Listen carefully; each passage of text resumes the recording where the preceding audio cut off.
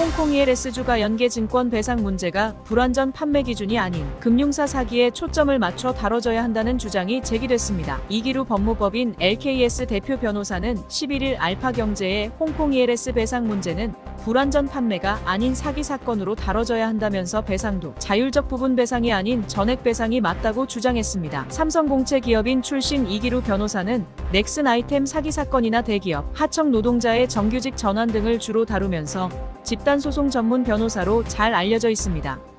홍콩 ELS 불완전 판매 금융상품 아닌 금융사 고객 돈 착복 사기. 홍콩 ELS는 내국인의 옵션 프리미엄을 위험 분산이 필요한 해외 투자자의 돈을 받고 파는 상품입니다. 이 같은 구조 탓에 금융사는 위험성이 클수록 높은 가격으로 옵션 프리미엄을 팔 수 있고 판매 금액은 고객 통장으로 고스란히 입금되는 구조입니다. 이기루 변호사는 홍콩 ELS 옵션 프리미엄 판매 당사자가 받은 비용은 4% 수준이라면서 유사한 상품의 경우 8%가 넘었던 만큼 금융사가 나머지 수익을 빼돌린 것이 사건의 핵심이라고 지적했습니다. 그는 이어 피해 고객이 수령한 홍콩 ELS 옵션 프리미엄 가격이 4% 수준에서 머문 것에 대해 가령 4천만 원짜리 아파트 입주권을 판매했는데 판매 당사자는 2천만 원만 받고 중개인이 2천만 원을 가로챈 것과 유사한 사례라고 설명했습니다. 지난 2019년 하반기 전 세계적으로 채권 금리가 하락했고 DLF 파생결합 상품 펀드는 대규모 원금 손실 사태를 불러왔습니다. 당시 드러난 DLF 수익률은 8%가 넘었지만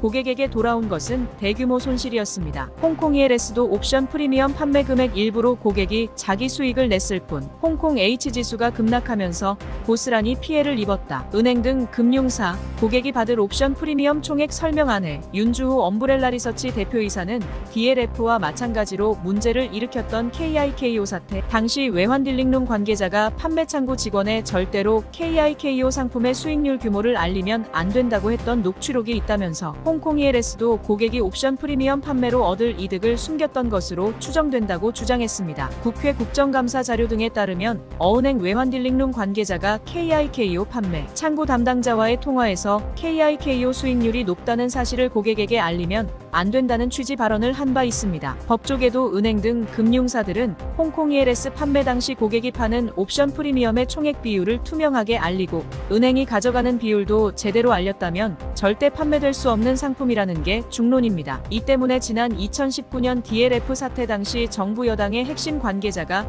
금감원을 찾아 KIKO나 DLF는 모두 금융상품이 아닌 금융사 사기라는 지적을 한 바 있습니다. 이와 함께 유사 상품을 판매하지 못하도록 금융당국의 철저한 관리 감독과 함께 금융권에 경각심을 심어줘야 한다는 목소리가 높았습니다. 정부 여당 핵심 관계자의 발언이 있었던 자리에는 현재 금감원, 국장급 인사들이 팀장이나 과장 직급 신분으로 경청했던 것으로 전해집니다. 금융당국, ELS 판매 중단 대신 홍콩 H지수 포함 꼼수 승인, DLF 대란으로 화들짝 놀란 금융당국은 지난 2019년 당시 은성수 금융위원장 지휘 아래 DLF 판매 중지는 물론 ELS 상품 판매 중지도 검토한 바 있습니다. 하지만 금융당국은 중지 대신 변동성이 높은 홍콩 H지수 등 5개 지수 중 3개로 구성된 ELS를 허용하면서 악명 높은 홍콩 ELS가 은행 등에서 버젓이 팔릴 수 있도록 길을 열어줬습니다. 한치우 MBNTV 수석 전문 위원 행정학 박사 홍콩 ELS의 만기가 최장 5년까지 늘어나면서 위험도도 수백 배로 확대하는 등 옵션 프리미엄이 극대화되는 효과를 누렸다면서 홍콩 ELS 허용 자체가 은행 등 금융사 로비의 결과 아니냐는 추측이 난무할 정도로 금융당국은 공범에 가까운 책임이 있다고 비판했습니다. 더불어민주당 자료에 따르면 은행 등 금융사는 DLF 상품 판매 시 옵션 프리미엄의 위험도 최대 300배까지 늘린 것으로 드러났습니다. 그러나 문제의 DLF조차도 기간을 최장 3년으로 하되 3개월 단위로 연장하거나 6개월이 지난 후에는 아예 연장이 안 되는 방식으로 위험을 최소화하는 조치를 취했습니다. 빠른 배상, 사기 아닌 불완전 판매로 시선 분산 시도. 이현권 법률사무소 니케 대표 변호사는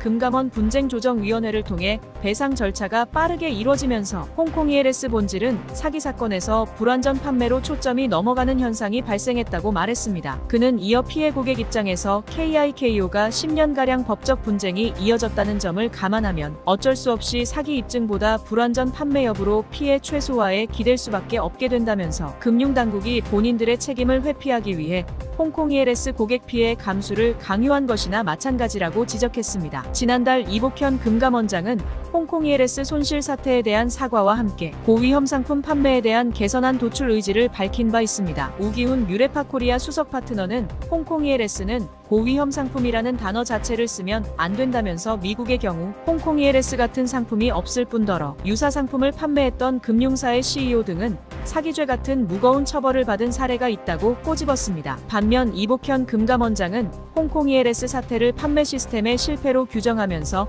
책임자에게 적절한 제재할 수 있으나 금융지주 회장이나 은행장 등 최고 경영진 처벌은 힘들다는 입장을 피력한 바 있습니다.